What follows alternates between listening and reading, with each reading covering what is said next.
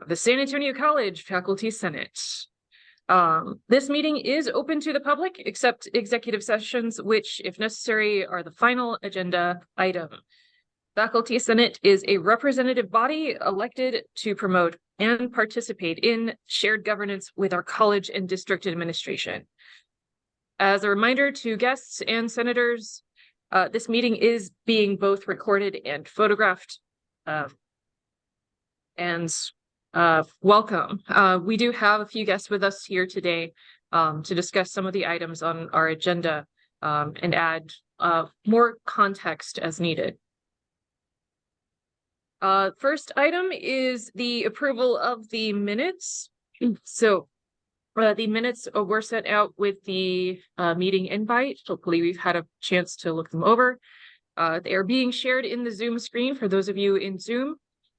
So take a moment to review, and we will look for a motion to approve.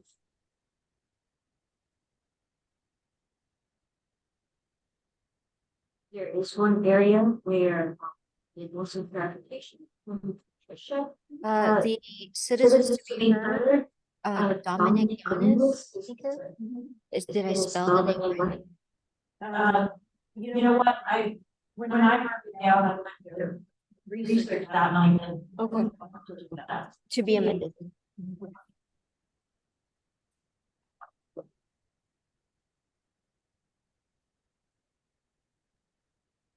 Are there other suggested amendments?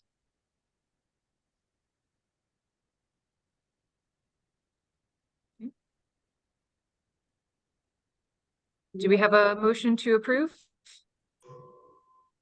I would. Okay. I second it.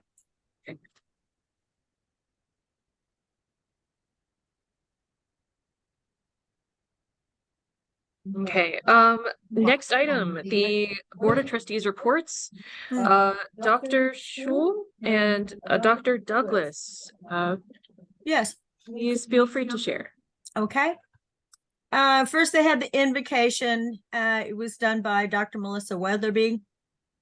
She's part of the real estate program, and she is the coordinator as well. And she's affiliated with the SAC Business and Entrepreneurship Department. Then they took a moment of silence for memorials for Daniel Bullock. He was an instructor at the Northeast Lakeview College. He had passed away August 2nd, 2023. And the presenter was Linda Boyer Owens. The ceremonial's recognition of special guest, Bank of America donation to Palo Alto Dental Hygiene Program and the Community Clinic. The presenter was Barton Simpson. The Alamo Promise Student of the Month, Michael Valdez of San Antonio College. The presenter was Dr. Nadine Gonzalez de Jesus. And the Alamo College's District Employee of the Month, Karina Ramirez. She's from Northwest Vista. And the presenter was Dr. Amy Bosley.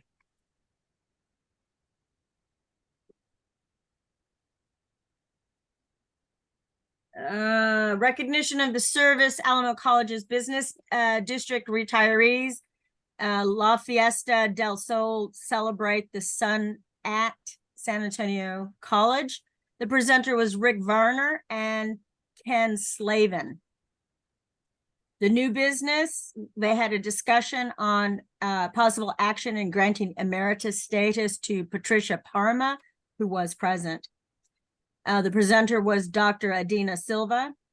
The Board of Trustees of the Alamo District, with recognition and appreciation for 34 years of dedication of her service at the Alamo College's district, and with the recommendation of the Vice Chancellor for the student success and the Chancellor of District, named Patricia Parma as emeritus of the Alamo College's district. The citizens to be heard, the chair's report by Roberto Zarate. The EETC Eastside Education and Training Center, they had a community meeting. Community Outreach, San Antonio Women's Chamber of Commerce Foundation, and they had a luncheon at Casa Gallery of Hope. Then the Chancellor, Dr. Mark Flores, spoke, and he said that it is Hispanic Heritage Month. Mexico International Nursing Pathway. We're building a pathway between that Mexico and us and San Antonio College. Student Success Committee, Anna Bustamante, she is the chair. Discussion and possible actions on the interlocal agreement with the city of San Antonio for Alamo Promise. And the presenter was Stephanie Vasquez. The Board of Trustees authorized the Chancellor or his designee to negotiate and execute an interlocal agreement related to year 5 of the Alamo Promise program in the amount of $4,676,930. Substantially in the form presented and on the terms agreeable to District Council. And then I believe Dr. Karen Douglas will tell us about the remainder of the meeting. Thank you. Thank you. Thank you, Dr. Shuley. If I may, presiding officer, the Audit, Budget, and Finance Committee presentation was done by Dr. Yvonne Katz, and the discussion and possible action of investment brokers. The presenter was Sean Mullen. The Board of Trustees adopted the Alamo College's district qualified list of investment brokers or dealers with authorization to negotiate transactions with the Alamo College District as presented in the district's investment policy. The next was discussion and possible action on a purchase of catering services. The Board of Trustees awarded a contract to 375 Social Kitchen. Billy Hanna and a host of others were there. It was adopted, or it was decided that they needed a variety and of services to provide catering services as needed. It was based upon an estimate of $325,000 annually. And this was requested by the Vice Chancellor for Finance and Administration. For Buildings, Grounds, and Site Selection Committee, this is chaired by Gloria Ray. Discussion and possible action on amending the guaranteed maximum price for Northwest Vistas College Veterans Center. And the Board of Trustees, of course, approved it. The guaranteed maximum price of $367,943 for the construction site. As far as Legislative Committee, this was chaired by Joe Alvaretti. There were 12 possible proposals that were submitted. There was no decision made on them, but the 12, the Texas Legislative, they had a special session, and that session began on October the 9th, and he went through the agenda. The constitutional amendments, as I said, 1 through 12, nothing definite had been made, but interestingly, Proposition 13, they had an increase in the mandatory age of retirement for state justices and judges. That Proposition 4, creation of Texas University funds and so on, you can refer to that. There was no executive session, no action taken.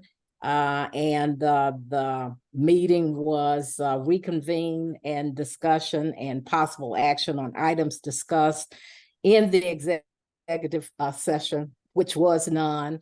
And we were dismissed. The next regular meeting, or the meeting was adjourned. The next regular board meeting was set for Tuesday, December 19th, 2023. And that was a brief overview. That concludes the overview of the board meetings.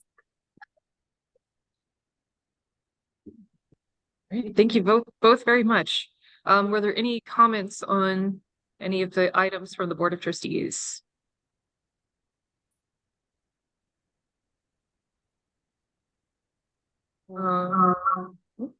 Okay, so let's move into the bulk of our agenda here. For the academic freedom procedure, I did send out a request for feedback on that, and we did get some good feedback from all 5 colleges. UFS is currently reviewing that feedback. We're going to be meeting on the 20th to look at how we are going to incorporate some of that feedback and how it might modify the document. A few things to keep in mind. There were some comments about the district policy that calls us teachers. We can't change the policy. We can't change that phrasing. I know some folks were taking issue with saying teachers instead of instructors or faculty, but what we were doing is modifying the procedure, and the procedure, it was just referencing the policy. So I just wanted to make sure that that was clarified. The policy, if we make amendments to that, is going to be a different process. So UFS anticipates having feedback reviewed and potentially incorporated by the 27th to review with the overall committee. And then we'll hopefully have that available for the SLT to review and send that up to the chancellor. And then to the Board of Trustees. So, were there any standing questions about the academic freedom procedure still? I know some folks had some issues with getting access to SharePoint, and that's another set of issues, but hopefully the document at least was received by everybody through the email.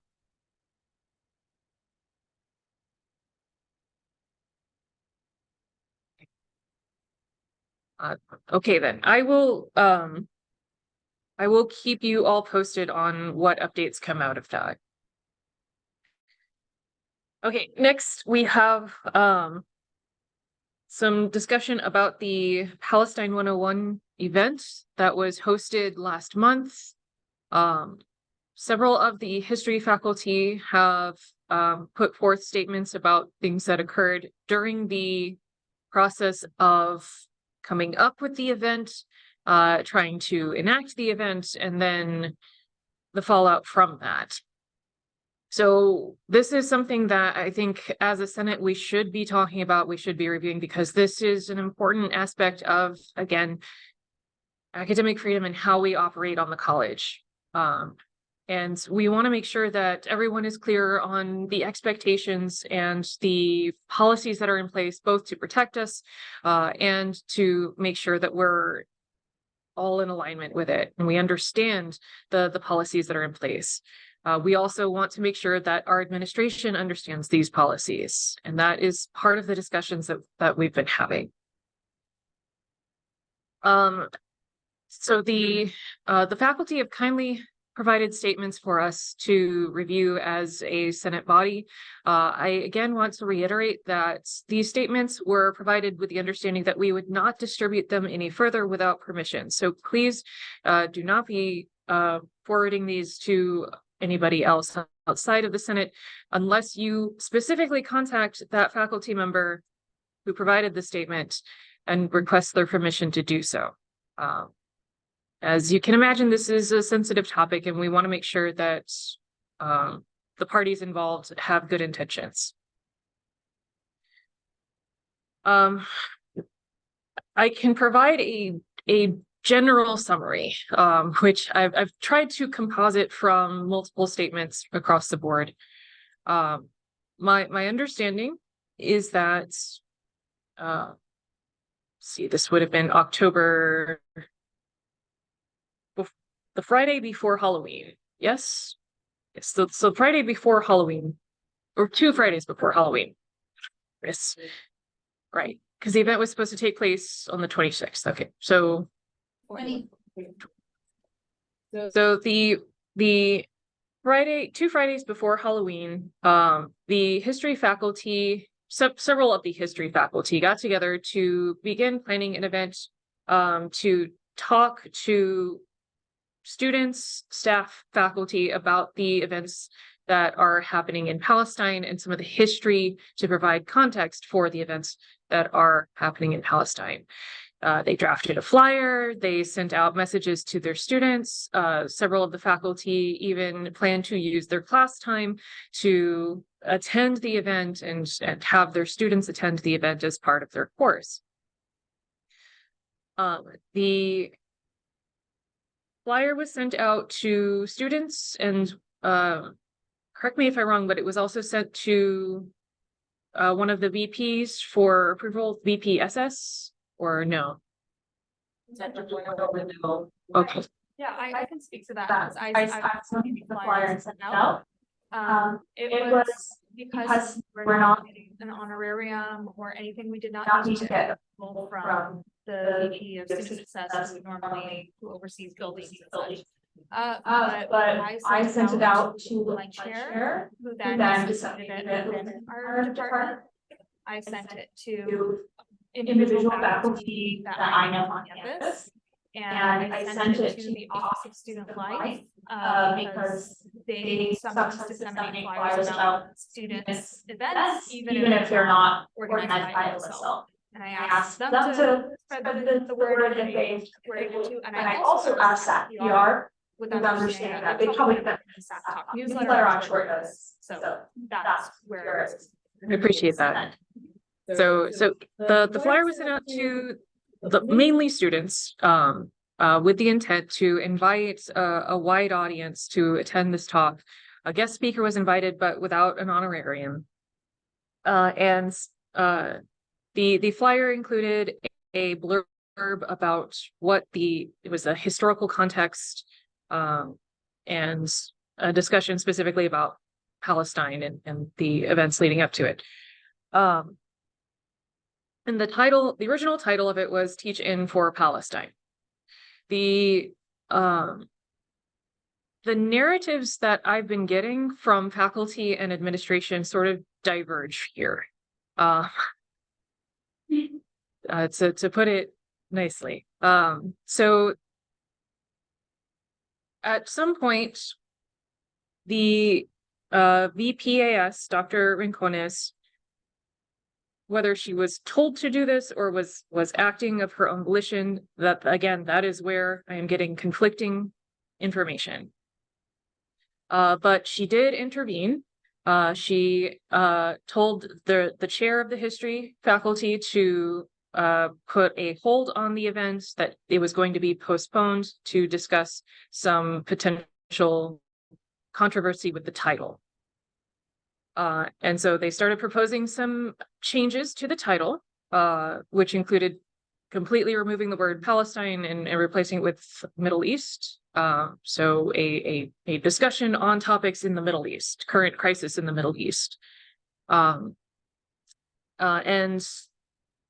it was understood by the faculty that this was meant to remove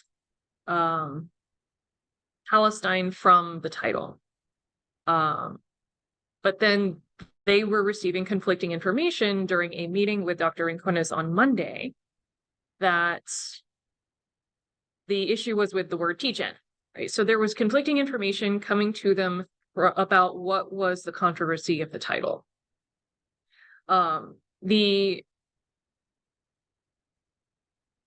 What message I received from Dr. Rincones regarding that aspect is that she was getting conflicting information about what was controversial about the title. She has stated to me that she did not agree with canceling the event, that she did want to see the event happen, but that it was something she was told to do to make sure that the title was less politically charged. So it's difficult for me to navigate this discussion because we have very different stories from two different high-ranking admin. And I think as part of this, we need to proceed cautiously. And while we still need to hold people accountable and make sure they understand the policies that are in place, we also should be proceeding with some grace, given that they are entirely new as well. I think that in the fallout leading after what happened, so there, let's get back to the narrative. When the faculty asked for permission to continue using the room to at least plan the postponed event, they were given permission, but students did still show up, in part because there was no general announcement that the event was being canceled. Faculty did attempt to tell their own classes that the event was canceled, and they intended to just tell people who arrived at the door, hey, we're gonna do this later. However, during the planning meeting, a lot of people showed up and entered the room. So the response from the faculty in the room was to get on the microphone, tell the audience that the event was being postponed. And at this point, Dr. Rincones and Dr. Lovato had entered the room. And then Dr. Rincones was given the microphone to describe why the event was being postponed. And that led to not some misspeaking, we'll put it that way. Because again, it was not clear what the offensive part of the title was in terms of what was coming from administration. So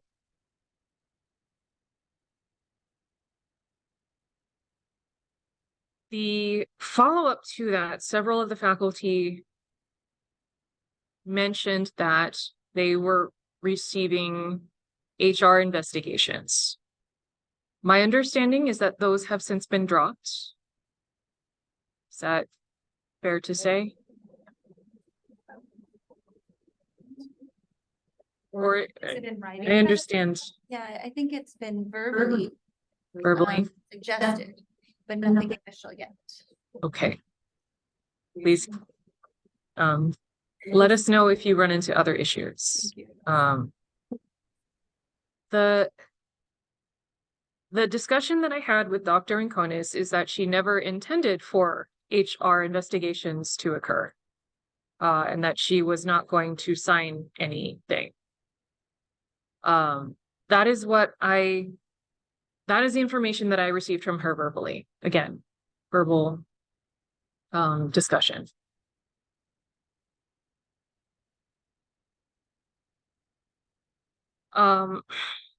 The Palestine talk was renamed to Palestine 101, and it occurred the following Monday 30th. And it went off spectacularly. It was a well-attended event, as described in the PR blurb later. And it was described by one of our PR representatives, Ken Slavin. He described it as being a model for how these kinds of talks are supposed to go. I was not in attendance. I unfortunately I had other meetings at the time, but if anybody does want to speak to that event, yes. Marianne Vanna had raised her hand on Zoom. It's okay. I'll wait. Thank you. Can I? Things well. Okay, so. I think we have to make a distinction between what she wanted to happen, but what she did. Because I want all kinds of things, but if I still do something that is That's where the focus should be, because I think aftermath is, she's now revealing, I really didn't want to do it. And I really wish I had, but what did you do? We need to hold her accountable for what she did. So I can offer grace, but she needs to offer apologies, she needs to offer acknowledgement that what she did was discriminatory against Susie. Was intimidation of Susie and Marianne, Dr. Boyle, was pursued. And gaslighting and lying to several faculty, students, and staff. So I'm all about forgiveness. She and I know each other, we can go back more than 10 years. But we can't brush under the rug all the policies she broke, protocols she broke. I know she's new, but those are not excuses. So I just really need to say that. Appreciate that. Excuse me. I wasn't there either, what policies were broken or what? I feel like we're very vague, and maybe we should be, So did all of you get access to our statements? Okay, but mine is very long. There are a lot of them, so I understand that everyone's read them. So we've got a lot of different feedback from the administrators about what the supposed policies were that we wrote, and they not actually identify anything concrete that we wrote. And in fact, like a lot of, there have been some very concerning statements, behaviors by Dr. Gonzalez, but our chairs, Professor Coronado and Dr. Eric Kemper, in the chair, both indicated on the Wednesday after the initial round was supposed to happen, they met with Dr. Nagy and Dr. Rincones. Both of them, and through that, they indicated that Dr. Nagy affirmed that actually the issue was the word Palestine. She had wanted it to be changed to Middle East. She also was asking about how that event had happened without any collaboration on campus, which is a false assertion because we had collaborated across multiple disciplines to plan this, but as individual faculty members and concerned staff, even a student was involved. So point being, she then began to she could not identify a specific policy. In fact, Dr. Nagy had indicated that she understood that there was a policy that we must provide both sides of any contentious issue, which is not a policy that I can find. She also indicated that there was a policy that said any contentious issue must not be held in buildings, but must be held in the staff hall area, which is I think a misreading of a student-related board policy. So she could not identify any particular policies that we wrote because as long as we're not asking for an honorarium, for food, to be paid for, we don't need to sign off from upper levels of administration. And in fact, we had kept our chair in the loop throughout the entire process. So as far as I can tell, there were no policies that were broken. And didn't Mona Ramirez in the meeting on Zoom on Friday after the 20th, she spoke with Dr. Dean and Dr. Dean said, sounds great, isn't that? So. Yes, Mona Ramirez's involvement was just as the chair of international education. She had heard the week before that we were interested in hosting an event on this topic, and she said, if y'all want to collaborate for international education week on some kind of current affairs talk, we could do that. We said, we're interested, but we need to focus on holding things sooner. So, but I think through that conversation, she had sent out the flyer to Dr. Nagy, who I believe indicated to Mona as well, the same messaging about it being problematic in that it's one-sided, it could be politically charged, insensitive, etc. And that's when, at that point is when suddenly we get information from our chair that they want to postpone it, they need us to change their title. And it's interesting though, because this does not align with actual board policies protecting academic freedom, or even the Texas Education Code, which specifically says that in determining to approve speakers to speak on campus, higher education institutions must only consider content neutral and viewpoint neutral criteria relating to the needs of an event, like room, logistics, and space. But Dr. Ramos had already called logistics, ensured that room was available, so we had followed those protocols. And then in determining whether an event can happen, the Texas Education Code 51.9315 also says administration or institutions of higher education must not consider any anticipated controversy related to the event. But they repeatedly actually referenced their concerns about insensitivity, politically charged, emphasizing we should change the title from Palestine to Middle East, a broader, vaguer term. So, But according to this policy, they're not allowed to do yeah, that. in fact, I can't find any board policies we broke or what state laws. In fact, it seems that what they are doing is infringing upon some board and state laws. But apart from the academic freedom issue here that's been identified, I think the most concerning thing for me is the discrimination against Fatima and the intimidation of, sorry, I should think Dr. Bueno and Mr. Masood. So I think that is where Faculty Senate needs to do things. And I don't know if they would like to share or if they want us to share, because this is something that they lived through. So, yeah. Yeah, I put it in my statement too, and I think one of the glaringly obvious things is that Dr. Bueno and I are the only two members of the entire planning committee who were called in for this supposed HR, which according to Dr. Rincones was an investigation into insubordination, which we all know is a third step kind of progressive discipline measure. And when I asked some very direct questions about why it was, so to clarify my role, I was in the planning committee. I also sent the flyer, as Dr. Khan did, to our chair.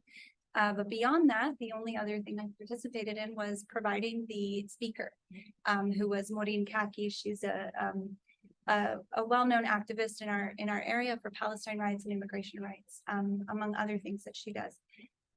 And so those are the only two things that I did that were in line with what everybody else who was actively participating in the planning committee.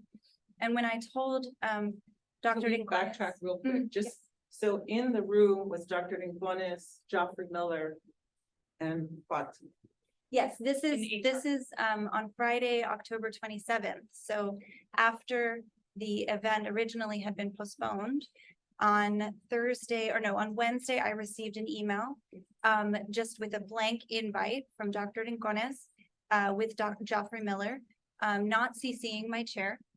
And I asked for clarification as to what this meeting was. And I looped in Dr. Hilskemper, and Dr. Rincones said, Dr. Hilskemper does not need to join. This is an HR issue. So denying me access to have my direct supervisor in a room for a supposed HR issue. And it wasn't until Thursday that I got verbal confirmation that suddenly Dr. Hilskemper would be at this meeting. So Friday morning, I went to the meeting. It was Friday at, it must have been 8 a.m. So it was really early. I had training that day. And I walked into a room that had already, it seemed as though Joffrey Miller had already picked where he was going to stand. He only asked questions that confirmed a narrative that Dr. Rincones had. I had yet to give my statement. And when I shared with them that I felt targeted and discriminated against because my chair knows very well that I'm Palestinian, Dr. Rincones knows that I'm Palestinian, because I told her on Tuesday, due to her insensitive and frankly egregious treatment of students, faculty, and staff at the meeting or at the day the event was postponed, where she characterized that the event postponement should not be a big deal. It should not be the hill we die on when my people are being indiscriminately bombarded and dying. Every day and every 10 minutes, a child in Gaza dies, or I shouldn't say dies, is killed. And when I pointed that out, Joffrey Miller responded with, nobody in this room knew you were Palestinian until you told us. And this is a huge issue, and Dr. Rincones, I understand, she says she did not want to have the HR investigations happen, but she treated me with disrespect. She would interrupt when I was trying to give my statement. I could barely complete my statement. And when I told the room that I felt discriminated against, she said that I'm sorry you feel that way. So continuing a pattern of gaslighting and a pattern of belittling what we're feeling. And so this is also, you know, because this issue stems from the censorship of the word Palestine, and we have always known that.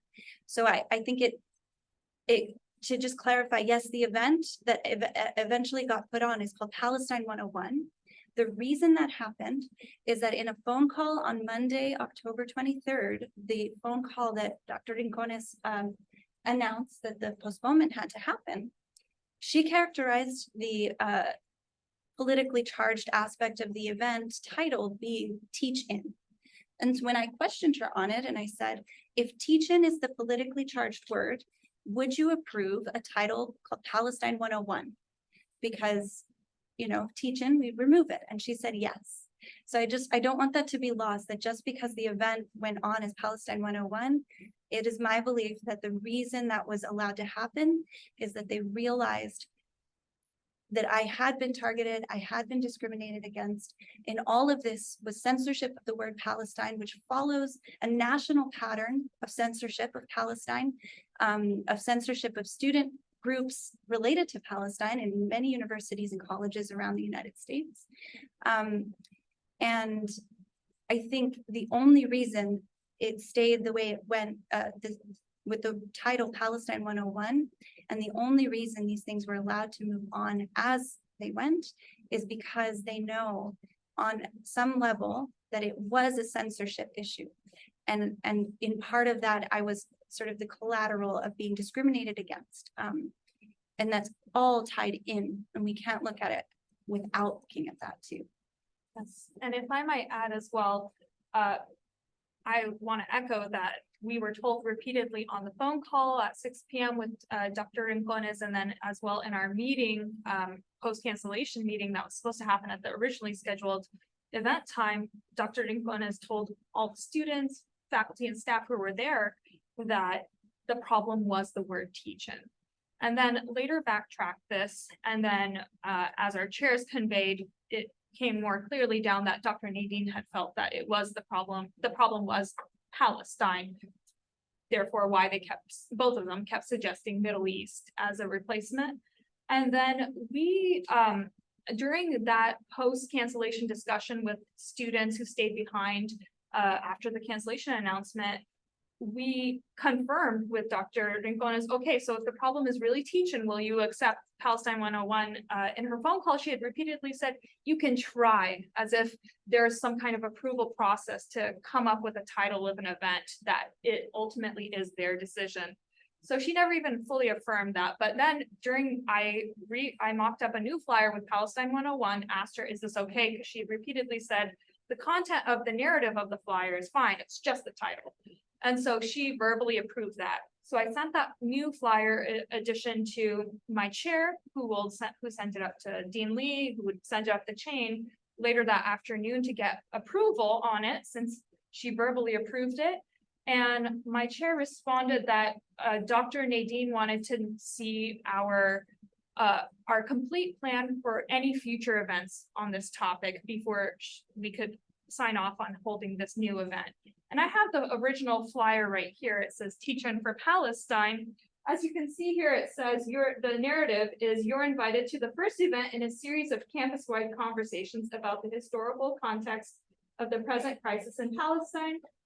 Clips from the film Palestinian Stories from Texas will be streamed, Q&A to follow. So essentially, we had originally thought we could do a series of events. We'll do the first one that week. When we realized this, Dr. Nadine wanted to control what future events would happen, we decided to no longer do a series of events. We just wanted to hold this one. We did not hear a word back from our executive team about whether we could hold this event. In fact, we got tentative approval on Thursday and then an immediate retraction of that. And then suggestions that maybe we could hold this event if we got a student group to sponsor it, which is not precedented, that's the only way we can do events. And again, this was scheduled to happen during my class time with my students. So, and then finally, on Friday afternoon, after 2 emails to our executive team asking, do we have an update on whether this event on Monday can happen? They finally responded that, yes, it can happen. Make sure you say which departments scheduled it or is sponsoring it. And we finally mocked up the flyer. I sent it finally at 4. We got approval at 2 p.m. on a Friday for a 10 a.m. For an 11 a.m. Monday morning event. Finally got official approval because now this is the first time I've ever had to do this. I had to send a flyer to Ken Slavin in marketing to get approval for this flyer. And part of the reason why it took me 2 hours to send them an updated flyer is because of this new demand that a department, like the specific department had to be identified that was putting on the event, but we did not do it as an entire department of MESH or our new name. It was a group of like an ad hoc group of faculty doing this event. And so we then renamed it, we didn't say sponsored by the history program. We said a special, we called it sponsored by faculty from, in collaboration with faculty from history, English, and Mexican American studies. So that finally got approved, and the college even sent a campus-wide email out about it with the title, a special event with faculty from history, English, and Mexican American studies that afternoon at 6 p.m. But point being, we finally got this event approved at the very end of the day on Friday, the same day in which Professor Massoud had been, in my opinion, harassed in an HR investigation that specifically targeted her as a Palestinian when she had much less relation with, like she had much less of a hand in the planning of the event than I did. And I believe the only reason I did not have an HR investigation against me is because my son got sick that morning during the cancellation meeting that was supposed to happen on the day of the originally planned event, and I just zoomed in. And so I think because Dr. Rincones did not see me, she did not identify me as a so-called Well, target. I think even if you had been in the room, you would not have been identified. Exactly. There were other planning members, Dr. Jaco Ross, other planning members that identified themselves as planning members, Mhm. and they significantly were not called in for HR. It was just me. Yes. And Dr. Bueno. Dr. Bueno identified herself as the leader of the planning committee when we spoke on the phone with Dr. Rincones on Monday, the 23rd. But I had not identified myself as in Mhm. any way a leader of this. I think it's significant. I was the only other person called into an HR meeting. Yeah. Did you ask them to clarify why just you and Dr. Bowman? I did. I asked them to clarify why was it, I specifically asked, why am I in this room? And I was told it was because I received a direct email. And the email that's referring, that Dr. Rincones is referring to is the original email that was sent around 4:50 in the afternoon, Monday, the 23rd, in which my chair said, this event is too politically charged. Dr. Rincones would like for you to call her. Here's her phone number, or she gave me the green light to share her phone number. So specifically, inviting me to singularly talk with Dr. Rincones, knowing that I was not the only person in the planning committee, because, and I know this because when we did talk on Wednesday, Dr. Hills-Kemper said, oh, I recognize that in the chain of emails, it says that it's you and other faculty. I believe I said that to him directly when I shared the flyer. And so I then receive the email from Dr. Hills-Kemper CCing Dr. Rincones responding and saying, yes, this event needs to be postponed. The title is misleading and it could be misconstrued as insensitive. Might I suggest a change in title to teach in on current events in the Middle East? Notably, Palestine has been removed in that original email. I did not feel comfortable calling her singularly alone without the other members. So we looped her in. We had a Zoom call. I asked her if she would get on Zoom. She did not respond. I then gave her phone number to Dr. Bueno. Dr. Bueno called her, and we were all on Zoom while Dr. Bueno talked to her, and she was aware who else was on that phone call. She was aware that it was 4 of us, myself, Dr. Bueno, Dr. Khan, and Professor Ross. And so she says the reason I was called in for investigation is that direct email, but it does not clarify why I received a direct email. So I asked once again if I could have some clarity about why I received a direct email. I asked Uchenna, who is the HR supervisor, Uchenna, I'm forgetting her last name, Spencer. Uchenna Spencer said that she could not give any clarity as to why, because that is a question for Dr. Rincones. And when I asked Dr. Rincones this past week, once again, there's no clarity as to why I received a singular email asking me to talk with her directly. So again, there's been a hesitance to explain. I think I was with this in this email in this meeting with Dr. Hilskemper and Dr. Rincones, and I specifically asked if there was what was the process for you to contact Dr. Hilskemper, because I wanted to know if there was any sort of reasoning there, but she could not give me an answer. So I'm not sure even how Dr. Hilskemper was looped in. I'm not sure if an email went out and the alarm bells were rung for a flyer. So I at this point I have just assumptions, but I was singled out. I just want to back up what Professor Masood is saying, because I was at the October 24th meeting, and in terms of faculty who spoke the most, I want to say it was Dr. Bueno, Dr. Khan, maybe at the end. On Zoom. Yeah, on Zoom. I spoke a little bit. You spoke once, right? And what she was talking about was talking about her family, her grandmother in Palestine. So Dr. Rincones knew she was Palestinian. Anyone who was in the room, if they didn't know before, knew on Tuesday, October 24th at about 11 a.m. that Professor Masood is Palestinian. She was giving us the history of her family, telling us what was happening to her family right now. So if Dr. Rincones is saying she didn't know, I don't know what was going on in her head while she was clearly speaking, eloquently speaking. If Dr. Rincones missed that, and she was the one in charge running that meeting, that makes me very nervous about the selective hearing she has or whatever it is that's going on.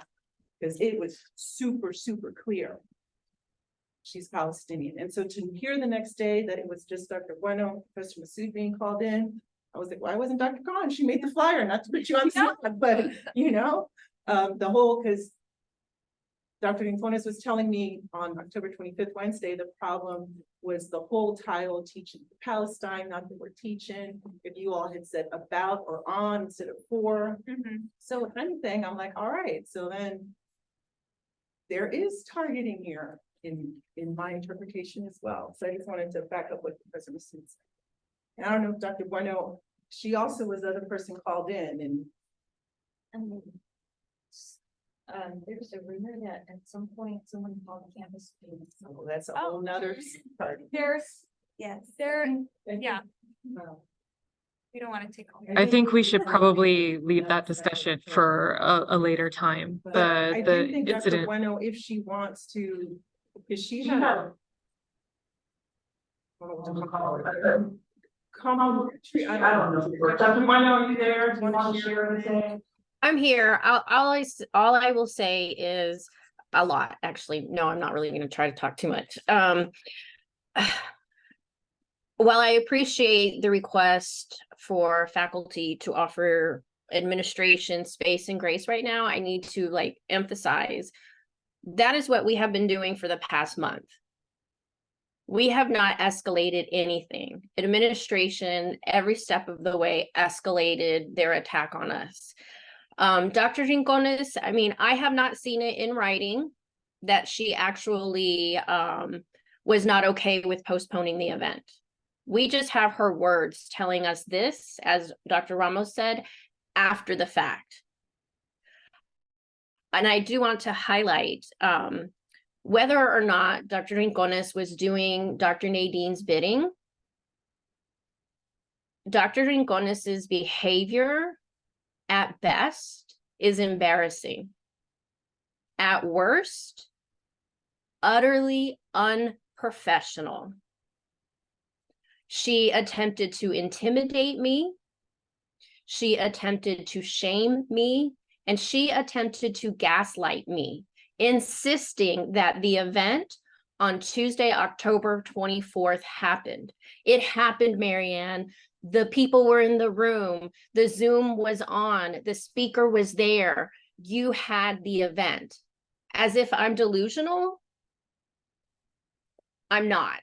So, yes, again, after the fact, she's now telling us, I had a meeting with her yesterday. She was very candid, very forthcoming. I'm not going to protect anybody.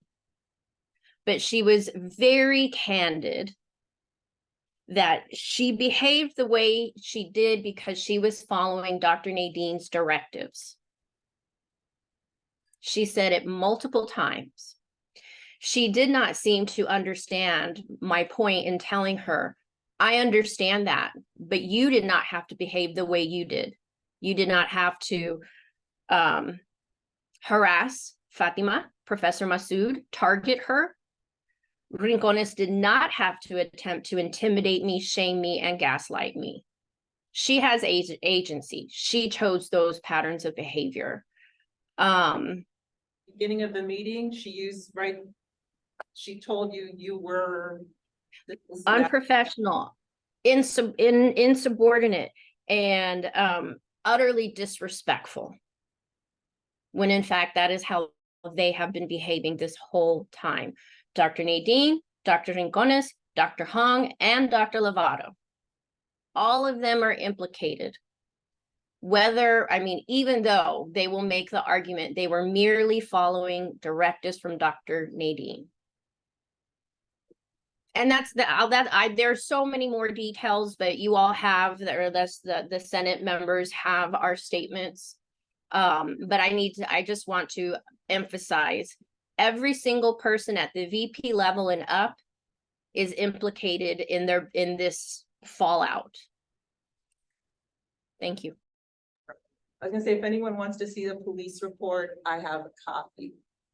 And that involves more the students. Yes, which I won't go into too much, but essentially we have a student who was targeted by police and questioned, and that's an ongoing matter that coming to terms with who called the police, and we do have on record people lying about who called from upper administration. I guess I'm confused on insubordination. You were asked to reply and you did reply.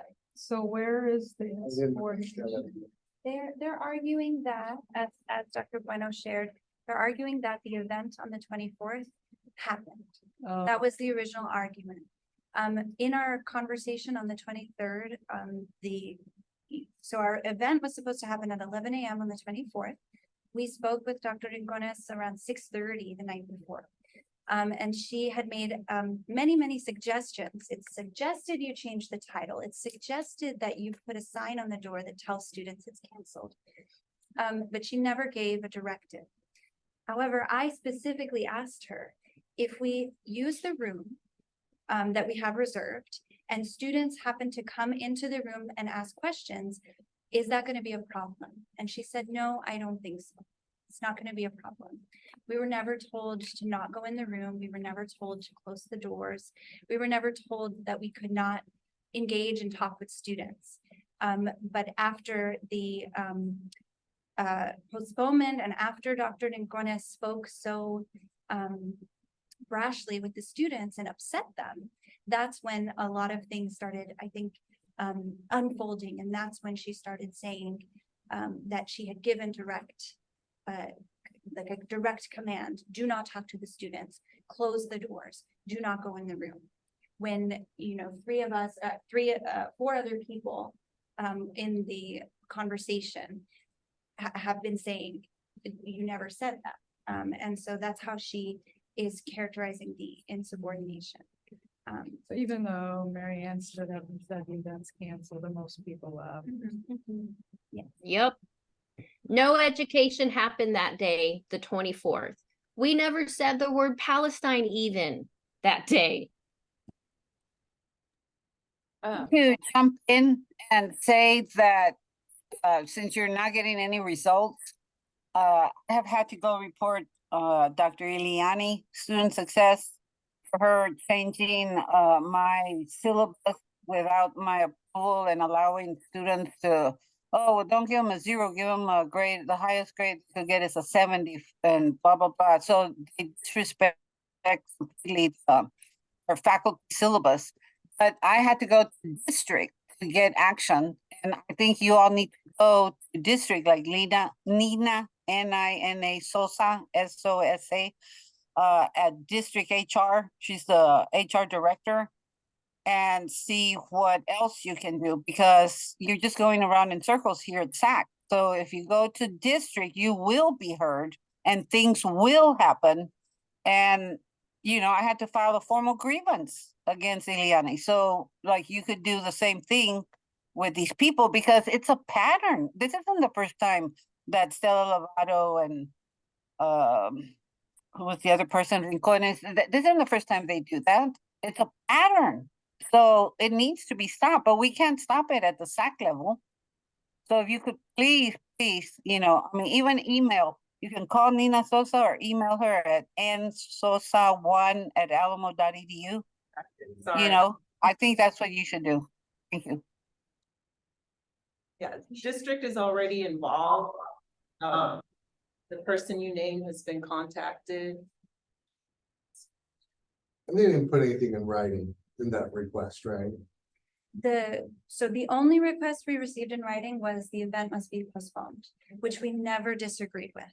In fact, when we were given the instruction that the title was too politically charged and insensitive and misleading, we actually began plotting for different titles, Yeah. you know, thinking. Drafting them up even. And we have Flyers. records of that, but I think, you know, we had never said that we disagreed with the postponement. But we were never told we can't go in the room, you can't talk to students. So, In fact, she knew it was going to happen because we had mentioned that on the phone, we're just gonna be there to meet, and I imagine that might be part of why she and Dr. Lovato even showed up to that room. I do have to say that when I spoke with her, she characterized her attendance that day with Dr. Lovato as when I was on my way to cancel the event. I mean, it didn't happen. So I think her intention being in that room is another point that we haven't received a full reasoning for. I have never heard an explanation of how they knew to be in the room or what sort of tipped them off to come into the room. I mean,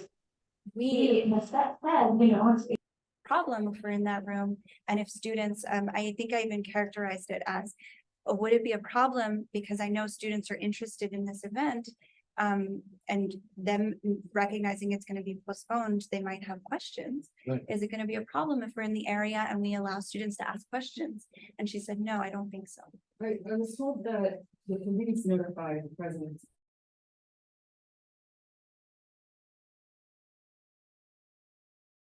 There was a police officer who came into the room before, I think even Maureen had gotten there, and he walked in. The first question he asked was, what event is this?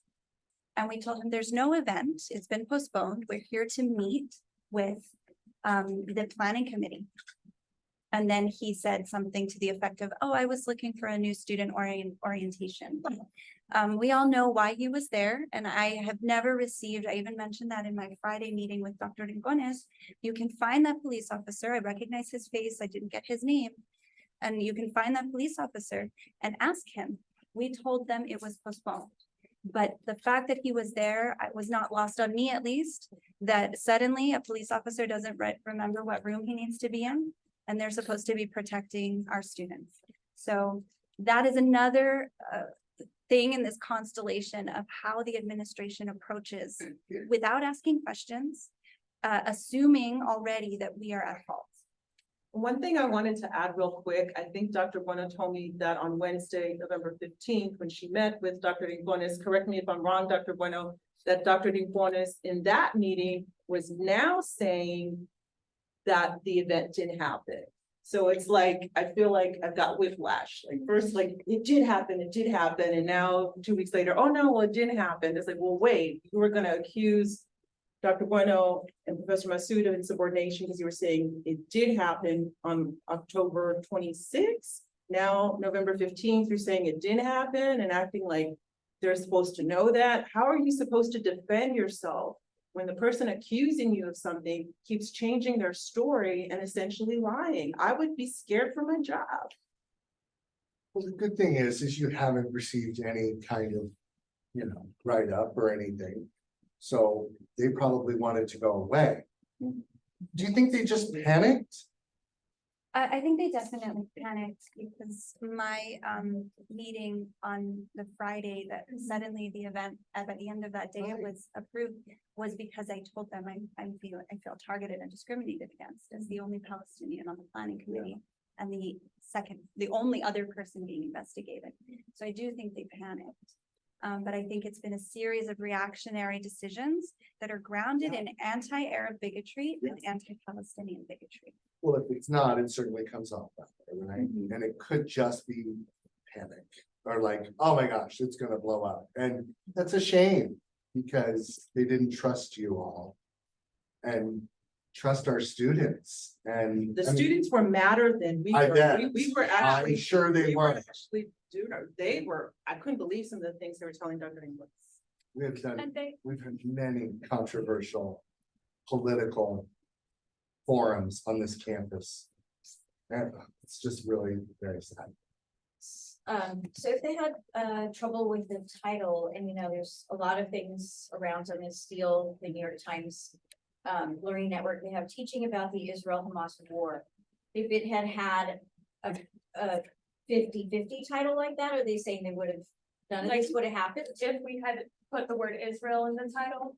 We don't know because again, the initial conversation about canceling the event was in writing about the word Palestine, but then in conversation for essentially about almost an hour and a half, like if we're counting both the phone call and the original planning meeting on the 24th, was a lie about it being the fact that it was a teach-in. So again, it's a lot of confused messaging. It wasn't until Wednesday, the day after, when our chairs confirmed, no, originally it was as you expected about the word Palestine, and Dr. Nadine wanted the other side present. And it's actually a very concerning aspect of this new policy that Dr. Nadine and Dr. Rincones is willingly going along with because now this emphasis on we need to have both sides present. That same day that we were discussing Dr. Nadine's new initiative of everything, we need to have both sides present of every contentious issue. We had a Dreamers DACA event. Are we now going to start hosting nativist groups? In fact, and I know this through students who were at a SGA meeting the next morning, she even mentioned something to the effect of, if we have something about the KKK, a metaphor about that, which we can find out in conversation with students from the SGA. But I just want to emphasize, this is a very concerning messaging that we're getting from the top, and also echo that the directives that our VPs have apparently been getting, the way that they chose to enact those directives did not have to happen in the way that they did. I believe Dr. Bueno has a statement, and then I'd like to add a few things. Yeah, I want to highlight that at the core of this is Dr. Nadine's, politely put, ignorance on what academic freedom is, and her intention to not honor academic freedom, whether it was to make us change the title of the event, to postpone the event. I was told yesterday, Dr. Rincones told me that in light of this, both sides have to be represented. And I also need to point out that it's very elementary thinking to believe that there are only two sides to every story, because that is not true, right? We all know that. But Dr. Nadine, one of the directives she attempted to give the VP AS was to make us organizers now host an event on and about Israel.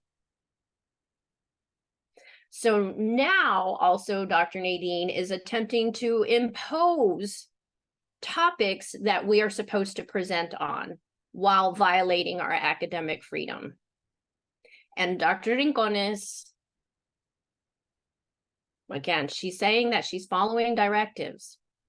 Her moral compass is off the chart if she is following these directives to violate our academic freedom and the Texas Education Code and board policy.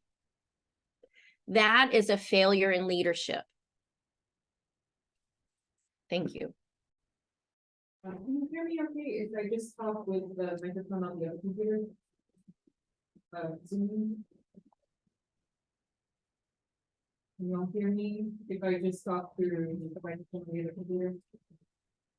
Not very clearly, but we heard you. Okay, so, in regards to the concern about a new policy, this was actually something we did bring up in our meeting with Dr. Nadine on Friday. That meeting was a little bit odd because last minute, the VPAS was uninvited from the meeting. So it was just Dr. Nadine there as the only administration.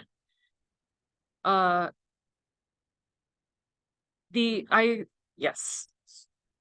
Face-to-face meeting with VPS undivided from the meeting. Yeah. It was face to face. So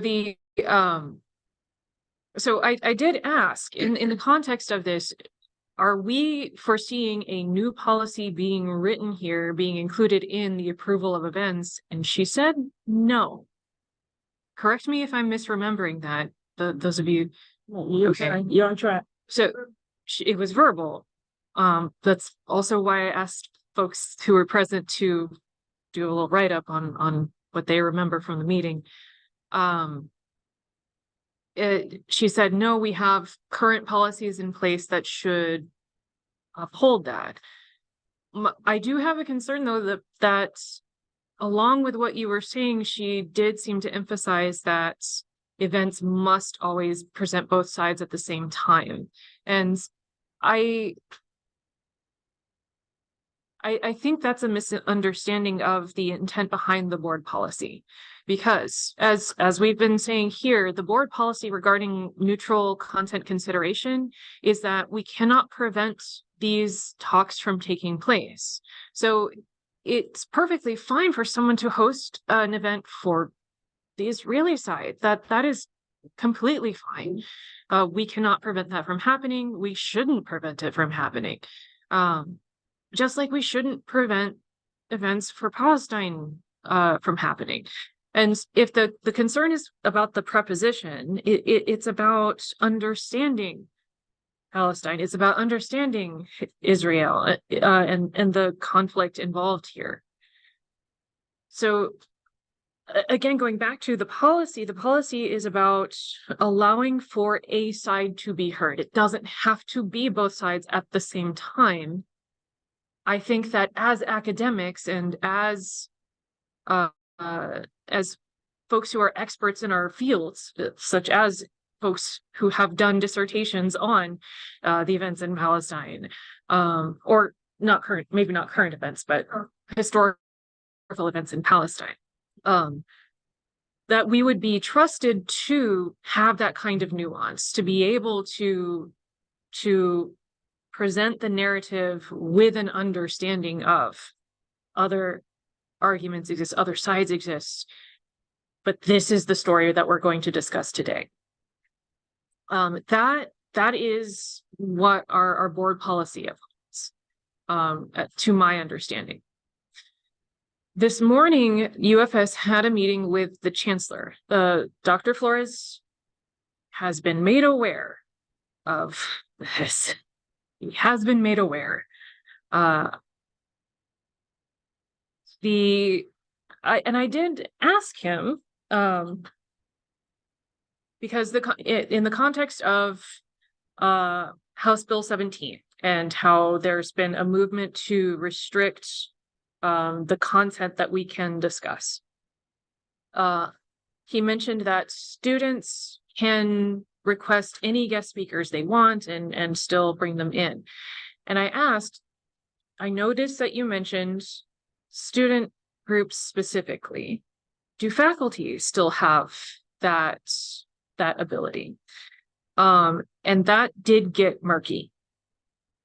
He phrased it in the sense of curricularizing it. And in my understanding of what he said falls in line actually exactly with what you were doing, because you were using class time to have a talk, invited a speaker during your own class time, and that it was related to the content that you teach, and that it is something that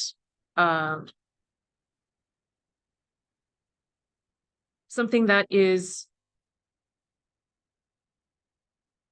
bringing students to a higher level of understanding. I think that is the whole goal of higher education, you know, elevating our understanding of the world around us. But he was very cautious to say that it should be related because of the pressure from House Bill 17. So we do have to tread a very thin line, but I believe you are still on it, if in my opinion.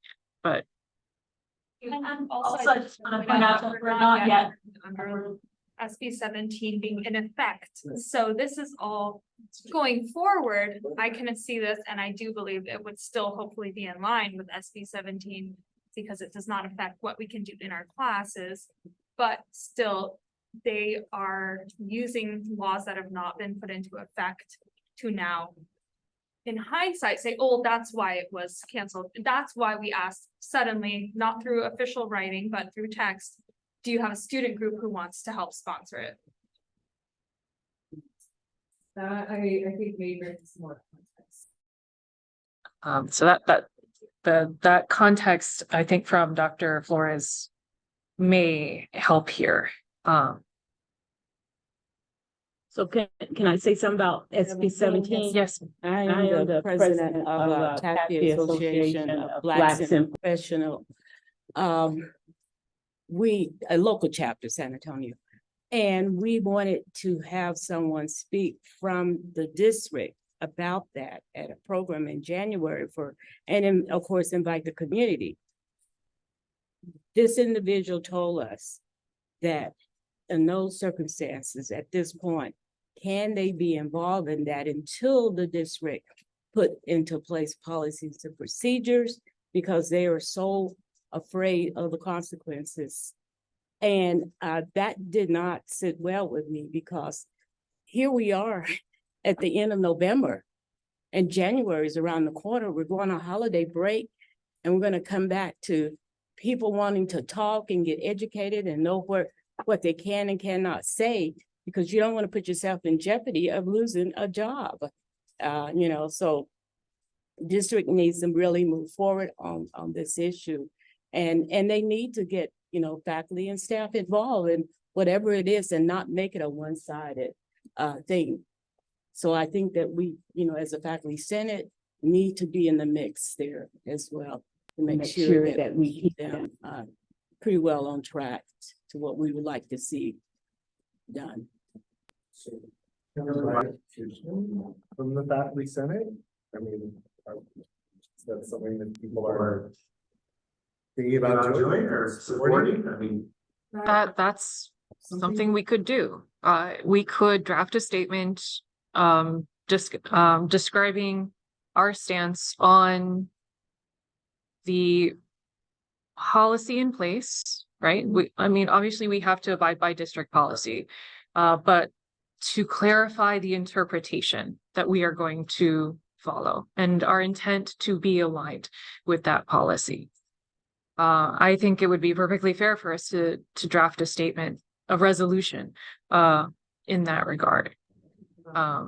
And I think it may also help with clarifying to all parties involved that this is not something that was ever intended to be just a thing where only one side ever gets presented, or both sides must be presented at the same time, but that any side is welcome, that we all have the freedom to bring these discussions forward.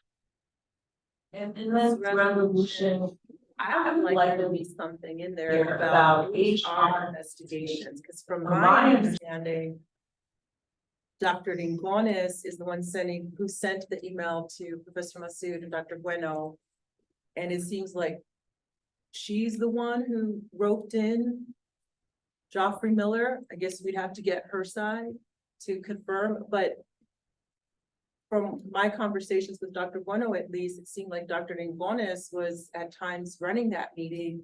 But if this is an HR investigation, shouldn't Joffrey Miller? So I want to just know that the VP president is going to not try to intimidate, because to me, that's intimidation. If this is an HR investigation, Juan Lingones should not have even been there. And if she was going to sit there, she should not have said much. But if that's, I know Dr. Bueno's account, if in that meeting, Dr. Lingones is saying you were utterly disrespectful, unprofessional, insubordinate, and an HR investigation, I would feel like, well, dang, I think I'm gonna lose my job, because why are you telling me that? Why isn't the HR person? And it makes me question Joffrey Miller, like, why didn't you say something? Well, I actually asked in my second meeting, which I was called into by Joffrey Miller, and he characterized it as, he said, it was my understanding that the last meeting was very stressful, so we'd like to follow up with you without Dr. Lingones. He didn't phrase it that way, but he did say it was stressful. In a meeting with Uchenna Spencer and Joffrey Miller, I asked the question, is it best practice for HR investigations for the person who is aggrieved to lead the HR investigation? Because I've never heard of that before. And I asked, is it best practice or is it in your handbook? And Uchenna Spencer said there is no handbook. There is no HR handbook. So I don't know if that's true, but I asked, is it best practice? Joffrey Miller characterized himself as having been listening in. So this is a sort of policy or like a informal, I don't know if there's no handbook, but that he was asked to listen in. And so my next question was, well, is it best practice or in the HR handbook for the HR and representative who's listening in to then only ask questions that seek to confirm one narrative over another before you get a full narrative from the person who's being called in and being told I'm insubordinate. I also want to point out that in the progressive discipline, you're supposed to tell somebody why they've been called in. I was not told, number one, I requested twice in emails what this email would be about. I was told it was an HR issue. And then Dr. Lingones leads with the question, well, why don't you just tell me what happened on the event day or whatever? And then I had to ask, I'd be happy to tell you, but what is this meeting about? Can you characterize this meeting for me? And she said, this is an investigation into insubordination. You're being investigated. When you defy an order from me, you defy an order from Dr. Nini. That's her characterization. So she characterized it as an HR investigation. Then suddenly it's being characterized as a meeting. Suddenly Joffrey is listening in. Suddenly there's no HR handbook that guides these kinds of processes. When clearly we all can see the imbalance, how unethical and how imbalanced that is when the administration, who has all the power, they decide who keeps their job or not, can lead investigations. And I had yet to give my written statement. I had yet to speak to an impartial person. And then I'm being pulled into a meeting and I'm being accused. She interrupted me. She belittled me. She told me that she felt, I'm sorry you feel that way. So how can we have fair investigations when you walk in and suddenly you're allowed to be bullied and harassed and intimidated? So that needs to be in the resolution, because this is an authoritarian type of power. But That's what we're this is living. the way they work. They were trying to bait you so that way you could incriminate yourself. He knows from experience. Yep. Yeah. That's the way true. it You do incriminate yourself. That's why you need I to do let HR recommend talk. following the grievance guidelines. I think I forwarded you the policy on that. Yes. I don't know if I got everybody on it, but there is a policy in place for filing a grievance in issues where you've been harassed or if you have been unduly punished. And you would like to have an intervention from district. The first step of that is an informal investigation with people from TOSI, and then it goes from there if it cannot be resolved informally. I will ask, Lieutenant Spencer to clarify, and she said basically, and I had her clarify, basically what happened to me was in a gray area. And I asked her, so you're saying administration can do whatever they want? And she said, yes, because Dr. Rincones had yet to officially put out a grievance. So they're in a gray area where they can basically bully anybody they want until they get the evidence they need to then fully put something down in writing. And that was Uchenna Spencer's characterization. And I said, so you're telling me they can do whatever they want? And she said, yes. So try to not fall into their trap, because administrators have been doing this for 20 years. That's their practice code. Don't they'll have you sign something that you don't agree to, and then even promise it won't be in your personnel file. But they do keep it at some level, like Rincones could keep it at her level, or the president could keep it at her level. Refuse to sign if you don't agree, because they will push you to do that, and they can use that against you to terminate you. So be careful there.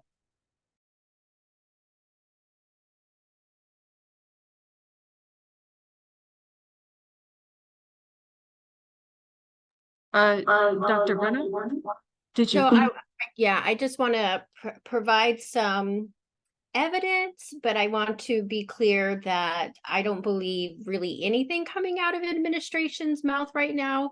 But yesterday in my meeting with Dr. Rincones, and this is to, further amplify Professor Massoud's comment right now and about HR, Dr. Rincones told me yesterday that Dr. Nadine called HR and told HR to open the investigation of insubordination on me and on Professor Massoud. Again, I'm taking everything coming out of Rincones' mouth right now with a grain of salt. But if there is any truth to that, then HR is essentially operating as Dr. Nadine's hench people.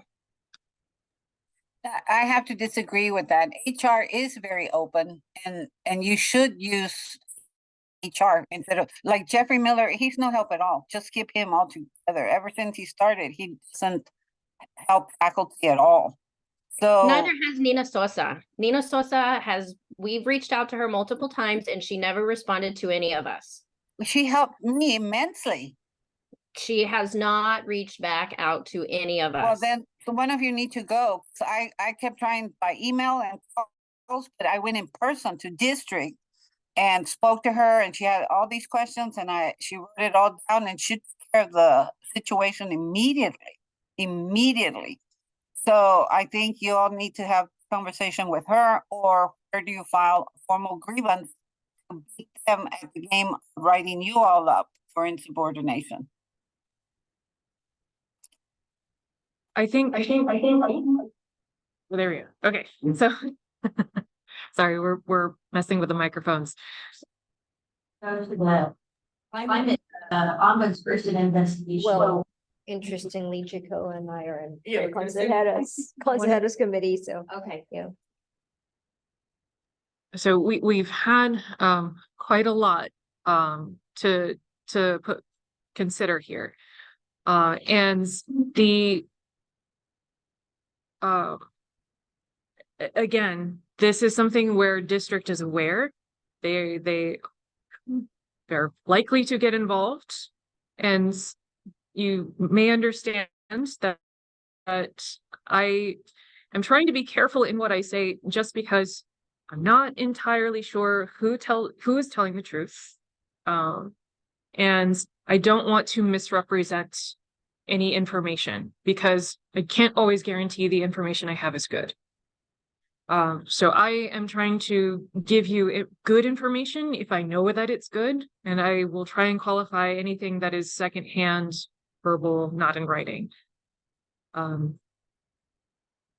The suggestion for a resolution, that's absolutely fine. But it's going to take some time for us to draft that, and we are getting close to 2:30.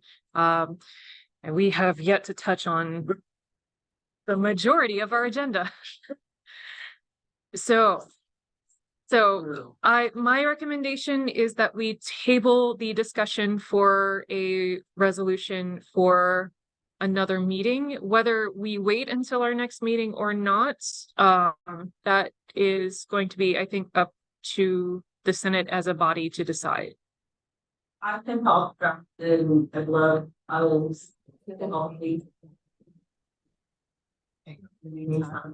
This does not have to be the purview of any single committee. I would recommend that the committees on communication as well as the committee on policy be involved, just so that we cover all of our bases there.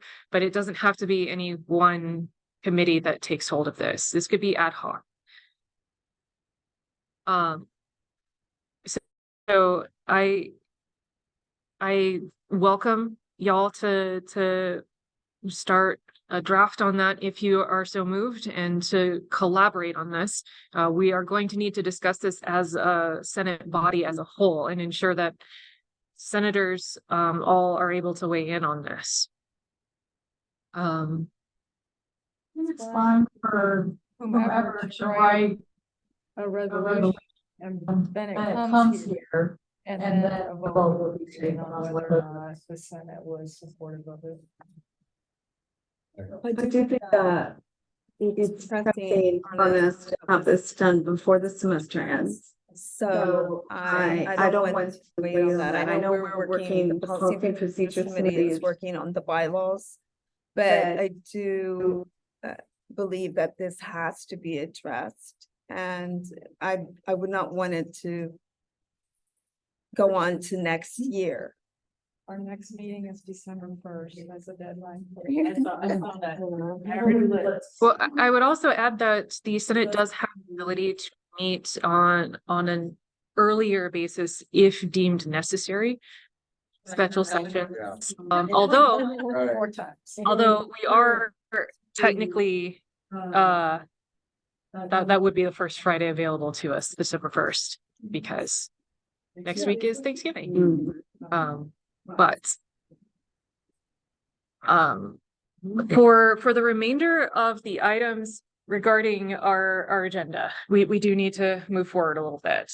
But thank you again to those of you who have joined us here. Thank you. Bueno, Professor. I'm forward by God to go through this. Thank you for being such passionate about being so smart and asking those questions and your statements are very eloquent. I encourage senators to also document diligently any interactions that you have with administration. Again, any of you who join us during our meetings with Dr. Nadine, I encourage you to write down what you remember being said, especially if it's not being recorded, because documentation will never not work in our favor. Can I say something quickly? To that point, sorry. Go ahead, Kim. This is getting so deep. I'm wondering if the professors could file a FOIA request, or Senate should file one, to get a complete view of all the documentation. They are required by law to answer in a certain number of days. I know Senates in the past have always used the FOIA as a means to collect research. Freedom of Information Act.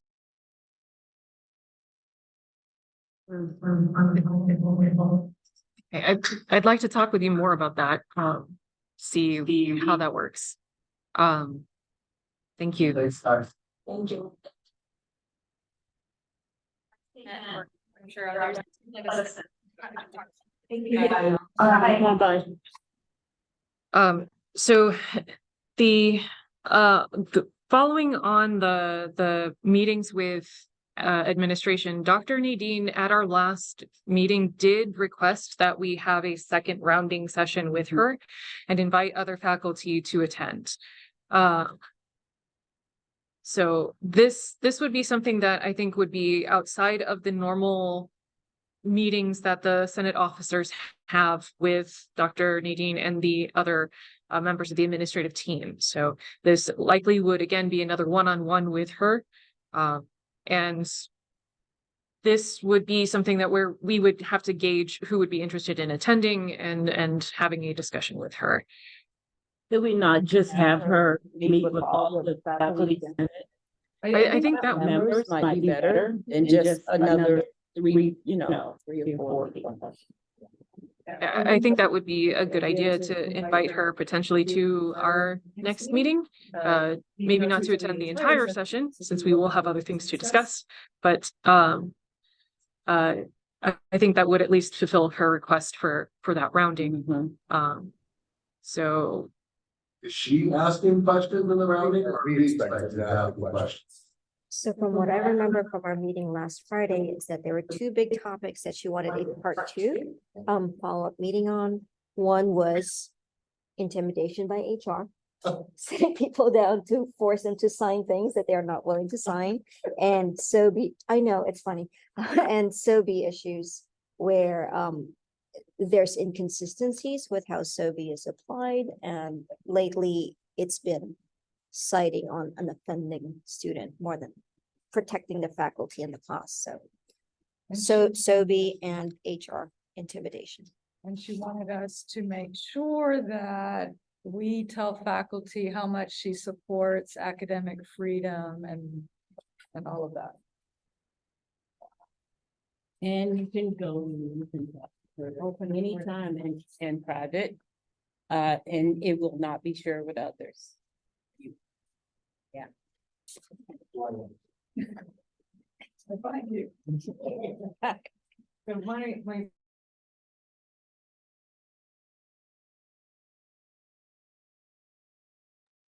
So my recommendation would be that we do invite her to attend for the first half hour of our Senate meeting to ask these questions, to get input on these issues regarding SOBI, regarding HR incidents, and go from there.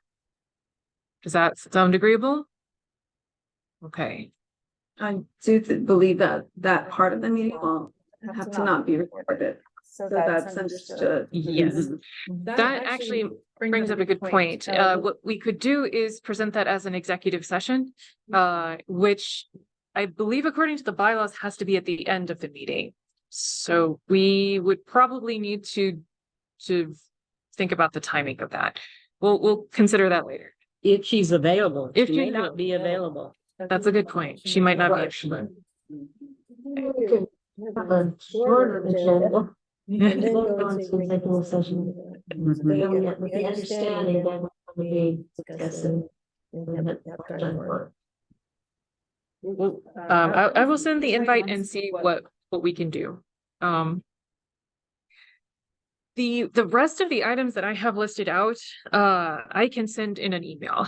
And I think because we are running up against the end of our time and we want to be able to address the other committee's concerns, I will go ahead and send out updates on the family leave pool, the asbestos abatement, and the program coordinator workload at another time. I will add that the service hours issue, that is something where Dr. Incones asked that we put together an ad hoc committee to research what our sister institutions are doing, as well as outside colleges are doing, to make sure that we're not overdoing it or also underperforming in that area. I'm fairly certain that when we initially did research into drafting that statement on, we recommend 4 to 6 hours of service per week. I believe that was something already done. So I'll try and look into the notes that I have, but I think that committee would have a pretty easy job of it. So be thinking about whether you would like to join that committee or if you know of anybody who would be interested in doing that. So I think at this point, again, I will send out the rest of those updates in an email. And we'll move on to item B, Dr. Knotts. Actually,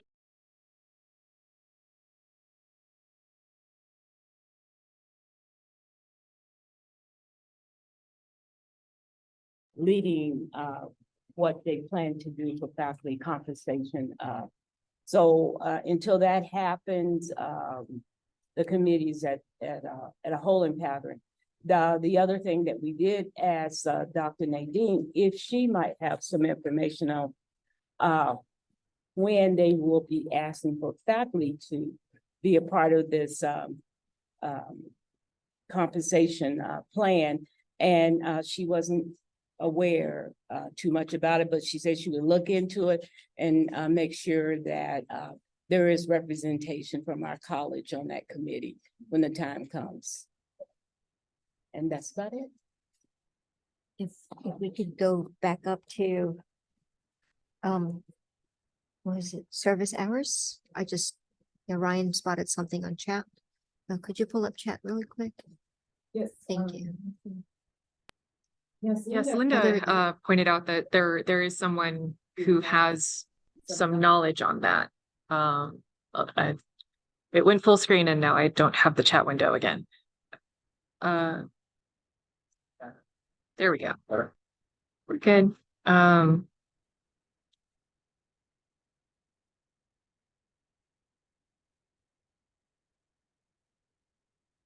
Dr. Irwin. Okay. Oh yes, Lenny. Yep.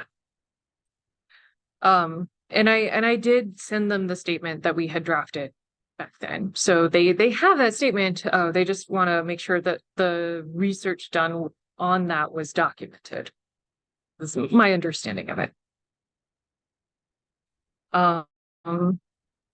Next, Promotion and Appeals Committee members. Do you want to take it away, Mercedes? To changes Senate's leadership position. Oh, yes. Thanks, Barbara. Yes. So Dr. Knotts will be leaving the Senate at the end of this semester. Dr. Knotts, did you want to do your announcement? Yeah. So I'm doing the retirement thing. So January the 4th is my official last day. So I'm sorry to leave the Senate at this point because my intention originally was to stay to the end of May, but they have the incentive, so get the opportunity to get a little something. So that's what I'm gonna do. It certainly has been a pleasure working with all of you throughout the years of my Senate involvement. And I hope that I've been able to contribute towards the Senate and my colleagues here. So thank you. Wishes to you and thank you for your service. Saying something. How many? Okay, don't say. You go now, lady. Officially 49 years, but only 48 years count.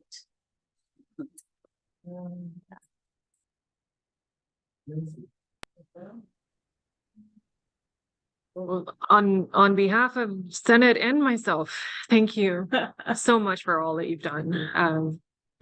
They're a great group of ladies to work with, has been in the past with other folks as well, but these two have been really good to work with. We've benefited so much from your expertise, your knowledge, and everything. So you're leaving some big shoes to fill. That part. We will need to figure out who is going to be new VP for next semester. Mercedes has expressed interest in stepping into that role, which would require that we ask someone to step into the role of the secretary.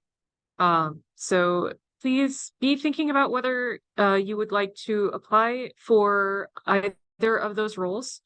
We will hold a vote just to make sure that it's all above board. But we will likely need to have that election at our next meeting on December 1st. So, Oh.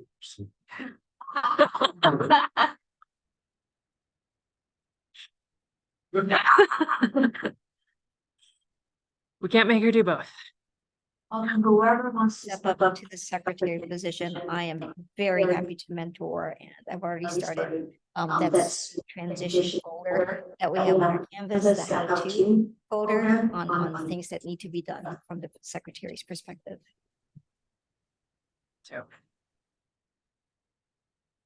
So again, please be considering that for next meeting. Into the Promotion and Appeals Committee.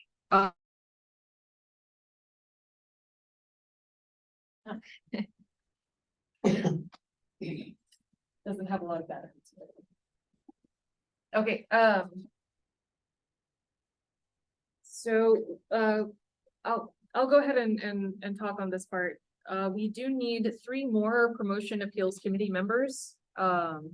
They don't have to be Faculty Senate members. So we can send that announcement out to all of the people. If you have anybody that you would want to recommend, please reach out to them.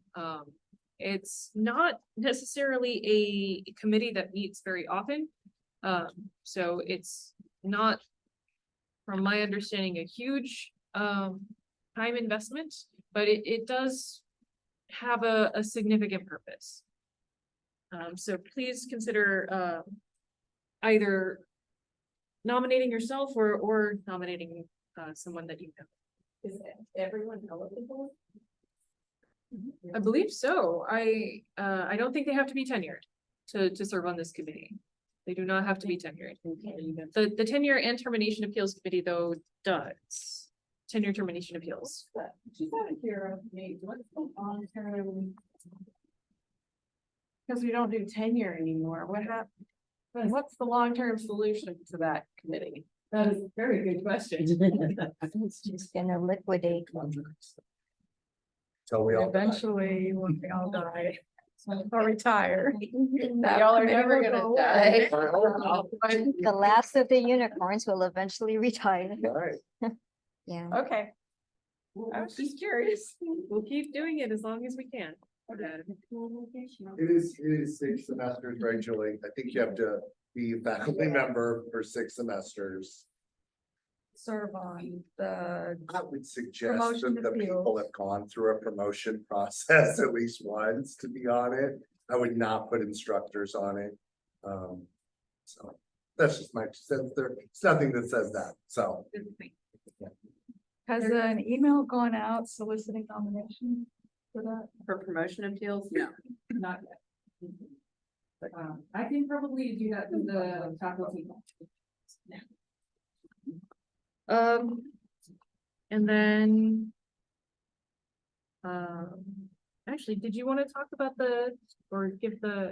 talk about the tenure termination appeals committee, since you did a lot of groundwork for that? Oh, well, we have 3 people. Jeff, Isabel, and Kim are the new members of this committee. Yeah, there was a lot of participation. A lot of people emailed in, and the way this works is every time you're nominated, that counts essentially a vote.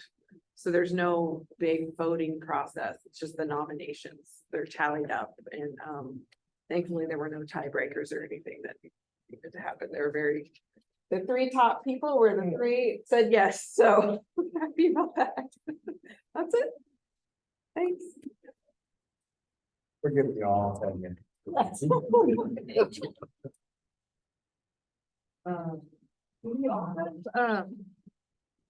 Do all senators have a department that they have signed up as a liaison for? Did want to check. All departments are covered and everybody is contributed. One other reminder though, all senators are expected to attend Board of Trustee meetings on that rotating basis. So if you haven't signed up for a board meeting yet, please do so. We need these report outs to make sure that we're keeping tabs on things. Is Amanda Martin still here? Maybe, oh, okay. And we had a brief meeting yesterday, and right now we're in work mode, going over things. Starting primary focus being on the continuing progress of the updating of handbook style material and going over some things that already had been noted and making the notes on those to proceed with. I'm also going to be opening on our Canvas some spaces for reviewing some of the proposals we've had in the past to give people an opportunity to see, are there things in those areas that we still need to work on, discuss? So that will be happening primarily compensation, recognition for service time, and I'll be creating a new one around the idea of professional development, especially advocating for more opportunities, more options in the summer. Thank you so much. Next, curriculum committee. Jeff Bailey. I believe there was no report on that one. So no report. Communication. Dr. Frances Irvin. I think she may have had to leave for another meeting. Although she did send us an update, an email before some meeting started, and everything that's stated on the agenda has been done. Okay. So we're good to go.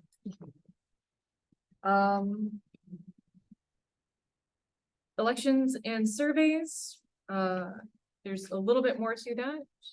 Yeah, so y'all all got the emails about the Piper Award. Maybe what you didn't hear was that we're not going through with it. I'm trying to learn, I'm learning about Senate and how things operate and trying to honor the bylaws. And the bylaws clearly state that if we don't have a certain number of people, the thing was, we had 5 people who were nominated. Those 5 people were supposed to apply to our committee, and then the committee decides which 3 people, at least, hopefully, to move forward for the college-wide vote. So we've been explaining that, it's a little confusing. So one of our goals, what happened was we had 5 people nominated, 3 people declined the nomination. So there were only 2 people interested in actually applying to the committee, which is less than the threshold stated in the bylaws. And Jen tried really hard to try to see if maybe it could be a possibility, because it is a shame that we couldn't find at least 3 qualified people who were interested in applying for this award. And it's sad, you know, I'm very disappointed, but an outcome of that is we might try to change the bylaws or look into adjusting them. So I guess is Liz Ann, is that okay? I'll probably be okay. The whole process itself is just kind of maybe it can be improved. And then so that's the Piper Award. Hopefully it goes better next year. For the tenure termination and appeals committee, that's another thing too. I mean, the bylaws state that in order to serve on this committee, there is a required training that they all do in the fall. So I reached out to everyone on the committee saying, can you provide more information about this training? One person emailed me back saying they had no idea what I was talking about, and that was it. And I'm like, so then why is it in the bylaws? Is there a training? Like what? I don't know. I have a hard time with rules. I'm very I like following rules. I'm a math person, But whenever the rules don't make sense, then like my head explodes. So, that's another thing. I don't know what's going on there. So I don't know if that's just one I just have to let go or not, but definitely something to think about. And then, the PTE elections, I think we were looking to clarify how many open spots there are. And I haven't, looked into creating that email address, but I will. We were gonna look at just creating an email address for this committee so that, whenever the roles change, it'd be more streamlined. So. It would also, I think, make it easier to make those templates so that it's that one email address. You don't have to keep inserting your own. So for clarification, have we had 2 PTE people resign from the Senate? And is Barbara one? So will you be 3? It's gonna be third. We're actually agreeing. Oh, Okay. boy. So according to the bylaws, right, we can either go to the last election and pull those up if we want, but we have to decide that. Or we can leave it alone until we have the next election, and then you pull in those extra people to get those numbers. One of them has already been pulled from, right? Yes. Okay, Okay. April was pulled in to replace Dr. Smith-Peter.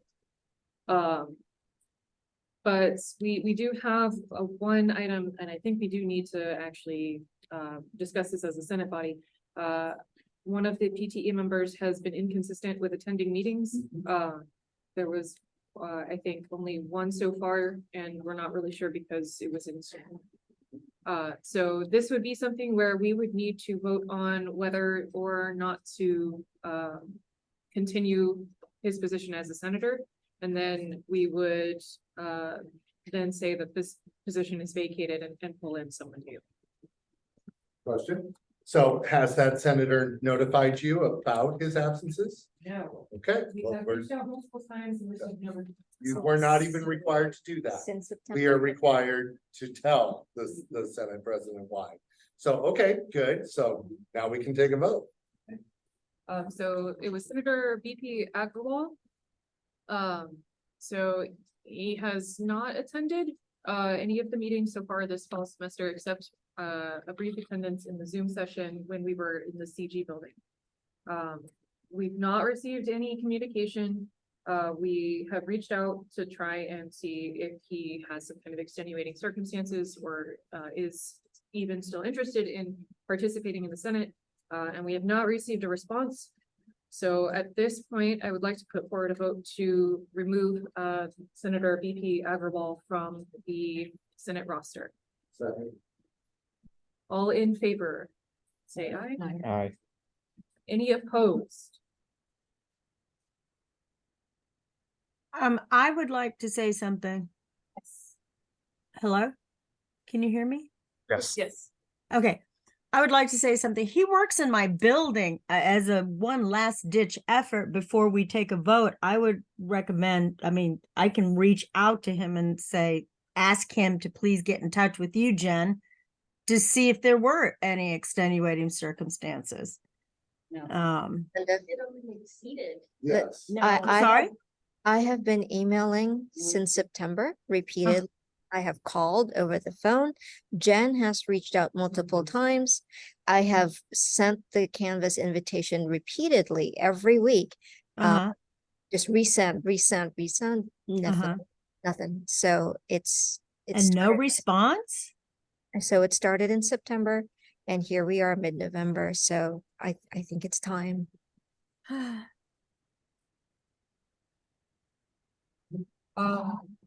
So we can recast the vote in favor of removing Senator BP Agrawal from his position. All in favor? I guess. All opposed? Yeah. Okay, motion carries.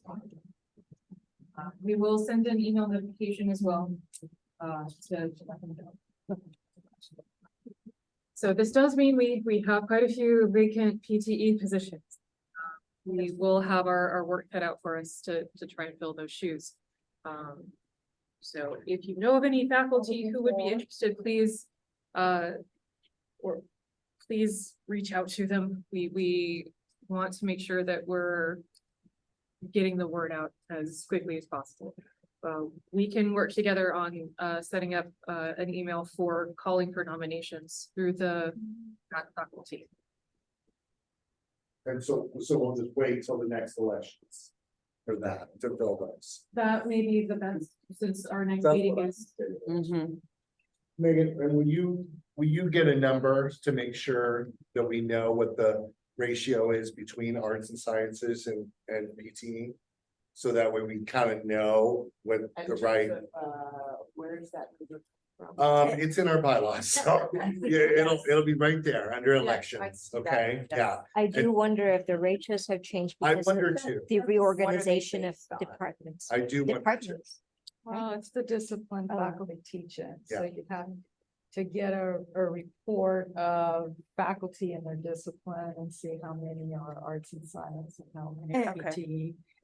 And this transitions to our policy and procedures committee because of the role of the librarian. That was considered faculty before and counselors, and now they're not. Right. So unfortunately, that has to be revisited in terms of percentage. Because they were included in the they were included in the bylaws, but now they're not. I can't, but yeah, So, and you should do that work.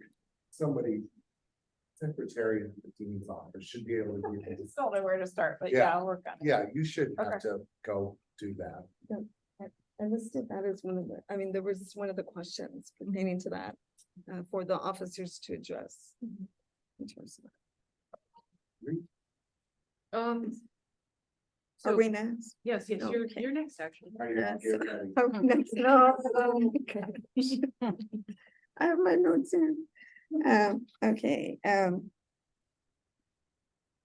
the committee, I had to type up my notes here. Our Policy and Procedures Committee has met twice. And we're in progress with our revisionary work. We have worked on the bylaws. And we're targeting the appendices now. We sent questions and items for our faculty senate officers to review and respond to. As well as we made a request to our committee chairs to review the description of the statement that identifies the committee work. Because we believe that that had to be revised as well. Just to make sure that it's been updated, because we don't know exactly what all entails, in terms of the committee. And that way, it ensures that all of those areas are identified within that statement. And we stress one of our members stressed the importance of starting the statement with a verb with that particular statement. So that information has been sent to our faculty senate officers as well as the committee chairs. And we're going to, with some deadlines, for the officers, of course, a little bit more flexible deadline. For the committee chairs, a little bit of a hard deadline for that. And the other thing too that we're pressing forward is just to continue to review the faculty hemp is the next step after we get the bylaws done with. And this is Okay. just not to be discussing now, but potentially for the future. If we are finding on a repeated basis that PTE doesn't have any representation, does that mean maybe we need to change the bylaws and go back to just whoever wants to be on faculty senate?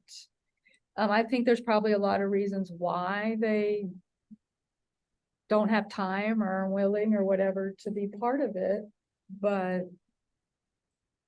I don't know. I don't know how we have that conversation with them. But since we're doing bylaws, this kind of plays into that. Yes, and the aspect that Megan just brought up, in terms of the training, that too, for the specific promotion and tenure committees, I think that needs to be addressed, because I remember attending a training when I served on, I believe it was a promotion committee at district with Dr. Linda Bower, and she was heading it, and it was a group of about 25 of us, but it was district-wide, and we went through this, I would say it must have been an hour training with a video, but that was it. I mean, there was nothing else to that. We just sat, looked at the video, and they were there to answer questions, but it was years back when I was on the Senate. And the other thing that was raised by a member of the committee was instead to think about the consideration of, instead of the Piper Award as a Faculty of the Year award, because we're a little bit concerned in terms of the way that the timeline for that goes out and the timeline for response, but more so the amount of work that it takes for someone, and because several of us have been nominated in the past, the window of time when you get the response that you are actually, you know, have received it, to fill out the application by the deadline is truly a lack of, you know, time. And it's a disservice to submit not a complete, and I'm gonna take Lisa's question, not a complete application process, because that process requires that we communicate or present letters written by students, and that you have to have some time to request those letters. And the portfolio asks for specific details, and not everybody has had the grant writer for the college work with them. That too, so. No, look for the exam. So I believe that, Not before, not after. and No, and I think that's something that, I mean, I never wrote, but maybe I need to address that with the Piper Foundation, is that there has to be a category because for community college only, because you're competing against medical physicians, like literally you're competing with people who have done research for 40 years. And it's just very, I mean, thankfully Jerry, Basalt, nailed that one, but you are really competing with some people who have had at least over 30 years of research publications.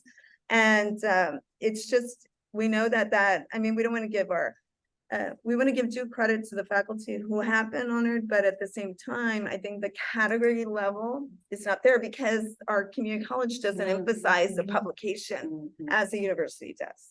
So that's just something that, in that case, we're at a disadvantage in terms of publications. So that's something for us to, I mean, we just thought about that. And Senator Ramos? I just wanted to say maybe in January or February, we can have like a discussion of moving the deadlines, because I was gonna talk to Megan privately and say, yeah, like, I just think that the process should really start like the second week of September, because I know, having talked to Dr. Anderson, he's like, 5 days to do something when it's midterm season. No wonder 3 people said, I don't want to do it. Yeah. But if you tell people the second week of September and they're putting it together and they've got 2 weeks, I think more people would actually. So I just say like maybe January, February, let's talk about. And like you said, maybe it's not even. I don't know. I mean, I think it is an honor, it's a recognition, but I do believe that the Piper, the headquarters of the Piper needs to reconfigure the way that distribution, it's not equitable. And just one last thing, since I got it last year, I wanted to know who got it. And every single person who got it, there's 10 people recognized by the state, was a university professor. And just like you said, when am I gonna have time to do research articles, please, right? Or any of us are nominated. It was just, I mean, when I was reviewing the material, there were some physicians that had done research, and it was wonderful publications of research. But you're competing against people who are at the UTL Science Center, people who are at University of Houston Science. I mean, truly, it was hard science and a lot of publications. So I just had proposed in January and February in the spring to discuss whether we should come up with our own replacement for that, maybe keep the monetary award and call it something else, And if we're gonna keep it, move it up much earlier, but that's. I mean, that's just something to consider, but also the fact that though, I think that information has to be presented early on Yeah. for all of the people so that they can start working on that information and getting their, you know, their vita to that level and place everything and have those letters ready, because that timetable is not feasible for that representation. It's not. So we do need to move things along. Thank you for the report. Senator Hoffmeister, research. All right, I would say that Dr. Ramos has an interesting proposal and I would let her speak to that. And it's about the polling that we talked about, Lisa. Oh, the contract? Yes. It's just something I had talked to, our faculty senate president about,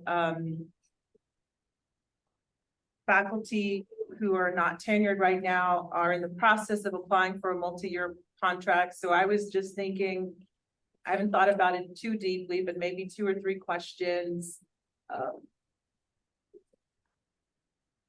One of the ones we had talked about, Jen and I was, I'm gonna get this wrong.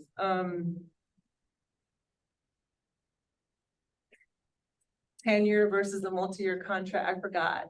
I'm sorry. I didn't know I was gonna be called to speak. I called you. I'm so sorry. I mean, but we could just say we're going to do or consider polling. Yeah, just about the multi-year. Polling. That's it. Yeah. We haven't fleshed it out or what, but that's one thing that I think it would be valuable, very valuable idea. And the second thing that we were to talk about was the asbestos. And I think we will wait until Facilities Director, Mr. McClure, comes out with a report, which he has promised, right, Jennifer?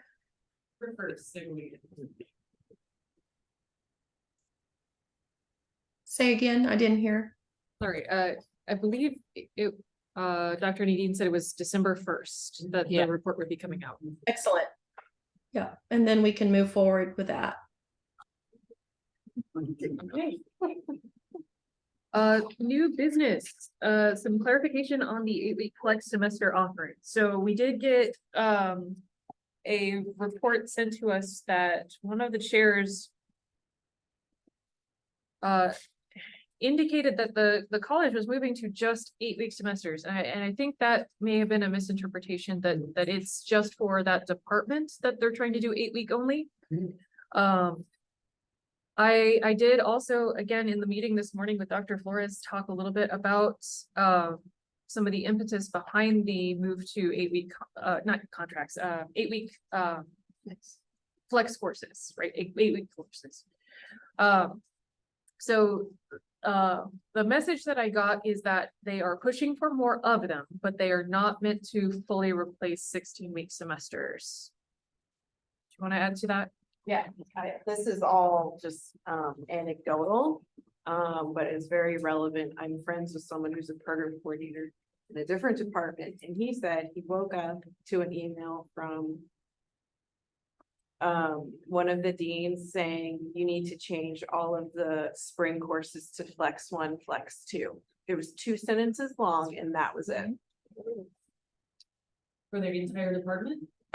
For that program, yes. Yeah, not like, hey, let's meet and talk about it. Hey, maybe let's do a few more. No, for the year-long schedule that's already been published, the students are already registering.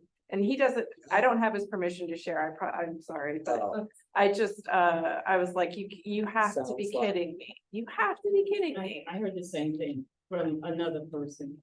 So I'm just like, so frustrating. And then, so that's related to that other new business though, if I'm allowed to, has anyone heard about the Core 90 changes? Oh, don't get me Okay, started. that's all. Yeah. I've been asked if we've been talking about it and I said no, so I wanted to just. It's been relatively new, Pop it in there. at least from my end, but we're looking at 490 and opening up the last 6 hours, I believe, to more than just what we currently require for it. So currently, I believe it's a speech credit and a language arts credit, if I remember right. And so, the college is considering opening that up to all disciplines. So that other disciplines can recommend courses to satisfy that 490. So as far as I know, that is still like in the polling stages. People are still trying to like gauge support for that, and see how that could be implemented. We do need to carefully consider the outcomes of that. So for some programs, they would benefit, certainly. Other programs would certainly suffer. So that's something that I think should be a conversation with your chair about what you would want to do with that. Yes. I heard today that there will be a town hall about that subject on December 1st. On December 1st. I will say then, and I will say now. As a speech communication instructor, I really encourage you to continue to advise your students to take a communication class. It is the #1 skill that employers and even four-year transfer institutions look for in students. So I really encourage you to continue to keep speech in your discipline, in your degree programs. And as far as the 8 weeks go, the chairs were given us, we had to do this 6 years ago. And when we were really considering going to an all flex schedule, and we couldn't do it because it wasn't really possible in the sciences. And it didn't make sense either for scheduling. There were too many conflicts. So it actually cut down the numbers of hours that students could take in a semester. When they thought it would accelerate, it really couldn't because it was too many schedule conflicts. So that's why we went away from that idea and just went to where it makes sense. When you can do it, do it. The conversation is also happening with at the UFS level with district. So the question was brought up, like, how are faculty going to be brought into this conversation about the move for more flex offerings? What we were told is that the VPAS will be selecting faculty to contribute input on this. And so I would encourage you to volunteer yourselves if you are so inclined, and put yourself up for, I guess, to serve on this. Because we do definitely need faculty input on this. I think that it's very easy for them to see how all these little pieces could fit together and then completely forget about other consequences that might fall out of that. So we need to proceed carefully on all ends. How long are we over? 30 minutes. Okay. Okay. Not too bad. Okay. So again, I will send out an email update. It might not happen today. I will be sending it out by Monday at the latest. Is there anything else we need to discuss? I just wanted to ask this question. Yes. Are we not having a holiday brunch or anything like that this year? Because it usually conflict with our meetings in December. So Mercedes, you said there's been no word. No word. Last year it was at Scobie's, and we kind of delayed the start of our meetings so that we could attend that. I haven't heard anything yet either, so we will, I guess, see. I'll send out an email as soon as I hear anything. I would just call the president's office. Yeah. And what's up with the lunch? Pretty much by now. Yeah. Anything else? Whoever's on refreshment, awesome, very creative. All right, meeting adjourned. Thank you, everybody. Have a safe weekend. Yeah.